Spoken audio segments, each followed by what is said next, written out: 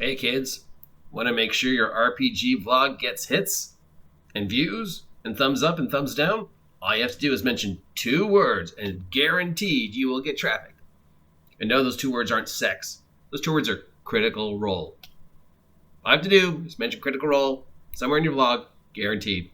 Doesn't matter what you say about it afterwards, just say critical role. The sarcasm has begun. Hello and welcome. It's 10:30. It's the 8th day of June 2021. I am your grumpy guide to all things gaming, and of course this vlog is about our favorite topic, critical role, because you just can't get away from the whirlpool that is critical role. And unfortunately, the problem with, amongst many things, critical role is the second you start talking about it, you open yourselves up to attacks of various degrees and threats and insults and just the general ugliness that follows. Doesn't matter what you say, doesn't matter how logical, how well researched, how well thought out, how impartial it is. If you dare say anything negative about critical role, you open yourself up to horrendous attacks. Even though the critical role fan base are one of the most vicious fan bases against critical role when critical role does anything they even slightly disagree with. And all you have to do is look at the history of critical role to see that there's been dozens of times when the fan base has turned on them at a drop of a dime, no matter what. So it's very ironic and hypocritical that if I say anything about the show, I get attacked and toxic and viciousness when they are unbelievably vicious themselves about their own beloved show, should anything actually go wrong. And what's the point of this other than me being a jackass? Is this guy called Dunegoncraft, Professor Dungeon Master, recently posted a video today, a little late to the story, sir, about the Mercer Effect and about how he watched Critical Role, and there were some things that Mercer did that he appreciated that made Mercer such a great DM that he is, and he wanted to talk about it on a video. And make no mistakes, okay? Make no mistakes. I guess Mercer is a good DM. There's a lot of things he does I don't agree with, but I guess he's a DM. He's a good DM. Mercer is the best DM Mercer can be. He's not the best DM in the world. He's not the worst DM in the world. There's no such thing as the best DM in the world. But Mercer is the best Mercer that Mercer can be. Nobody else can be as good as Mercer, because only Mercer can be Mercer. Only Nixon can go to China. And there was the things he said, like, oh, Mercer prepares. Mercer pays attention to his players. Mercer maintains eye contact. Mercer doesn't use words like and stuff like that. Which, yeah, because Mercer is a trained actor. Mercer is a trained conversationalist. Mercer is a trained improviser. Mercer is a trained voice actor, and he's working with a cast of individuals who are in the same profession. So yes, there's a lot of things that he has taken from his acting career and brought to the DM table that work for him. All his shticks and his gimmicks and the things that he does. But other DMs have prepared and done preparing and blah, blah, blah, and all the other tricks that he does. The only thing Mercer does is he does it on YouTube. And he's a professional actor. And, there's other things he said. But there were 2 things that Dunegoncraft said that really sparked my attention. One was a major, the other was a minor. Now, the minor was when he was talking about how Mercer describes a scene. And he's like, well, Mercer describes a scene because he rehearses the scene. How do you rehearse a scene in D&D? Well, you go down the dark corridor. The cobwebs brush against your face. Ahead you hear the sound of dripping water and faint moaning. What do? The only way you can rehearse a scene in D&D is if you know 100% they're going to go there. Otherwise, there's no point. Because if they never go down that hallway, they never see that scene, there's no way to have a scripted scene, a cut scene. You could have an idea, 3.5, little note, cobwebs, spooky sounds. But if they never go there, so unless you're railroading them or it's scripted, rehearsing a scene seems a bit unusual wording. But whatever. The major one, because we know I've said I think Critical Role is scripted.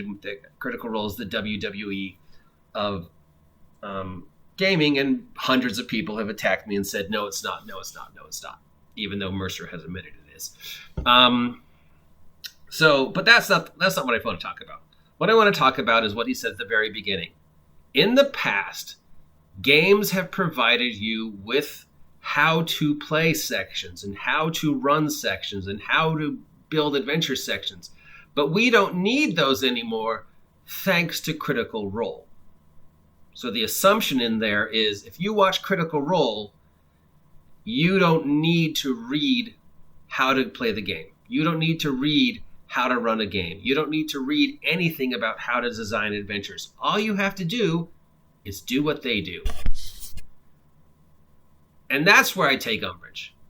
Because whether you know it or not, Professor Dungeon Master, you are reinforcing that bar, that expectation that you have to play and run like them because that is the way. It's not the way. It's a way. It's a way.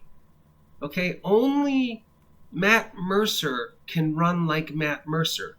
Only Marissa can play like Marissa. Only Sam can play like Sam. You can't, because you're not them. Be the best you can be. Be the best player you can be. Be the best DM you can be. Stop trying to be them. Stop trying to hold them up to this level of expectation that you need to be like them. But isn't that the same thing professional athletes do when they have a role model? No, it's not.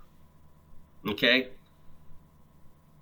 Nobody thinks they're Keith Lee. Nobody thinks they're Michael Jordan. Nobody tries to play like Michael Jordan. They can hold Michael Jordan as a role model, but every professional sports individual I have ever met, whether they had Michael Jordan as a role model or not, were trying to play as the best they could play. Now, they learned things from Jordan, sure, but they learned things from hundreds of other people, and they created their own regimen to be the best version of themselves they can be on the field.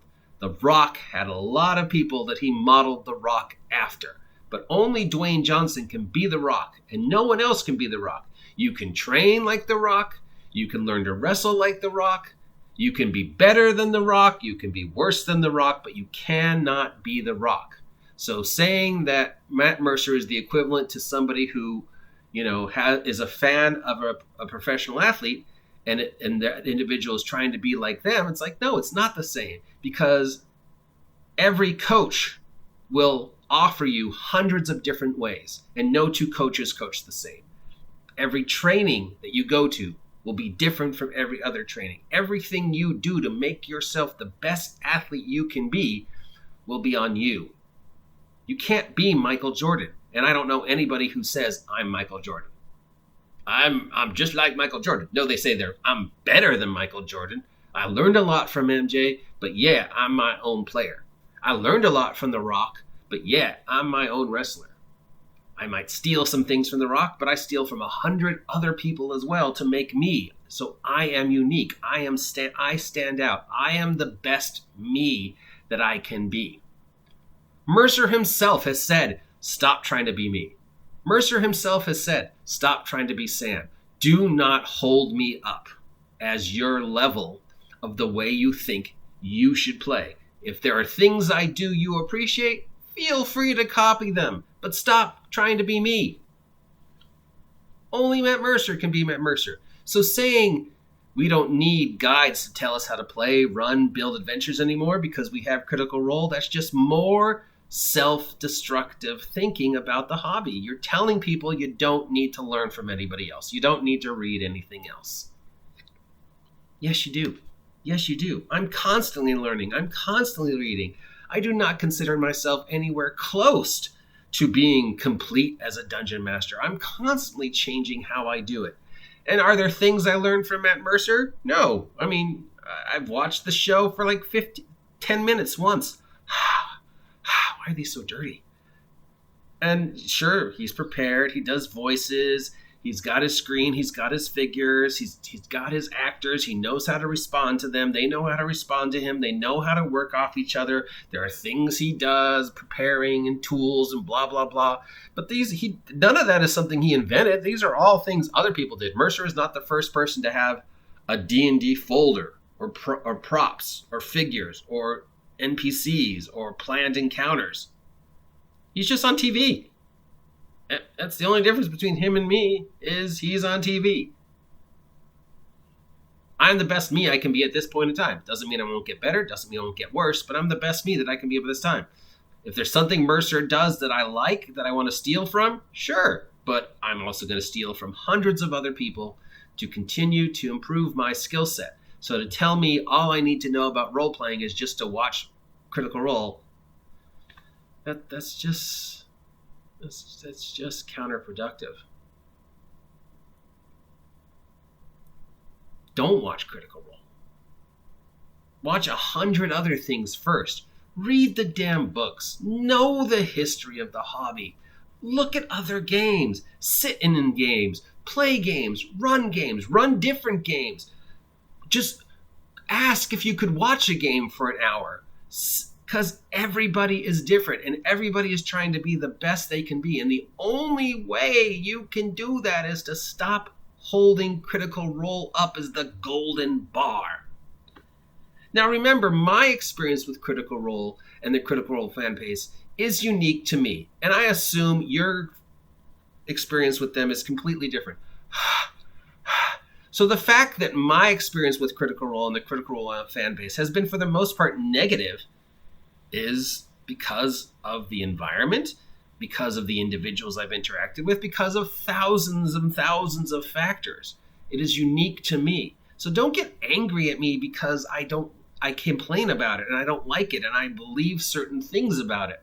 Remember, that's my experience so far. And that's not to say my experience won't change. But as of today, it has been a negative experience. And these words are just the kind of thing that continues to reinforce that negativeness. If you've had a positive experience with Critical Role, great. If Critical Role has made your life better, great. If 1 second of Critical Role prevented you from being depressed or committing suicide or doing something stupid, made you stronger, happier, more powerful, made you a better you, great. But it is just one of 100,000 tools and one of 100,000 moments and one of 100,000 infinite possibilities that go into making you the best you can be at this moment in time. I'm the best me I can be at this moment in time. That me from a second ago, he's gone.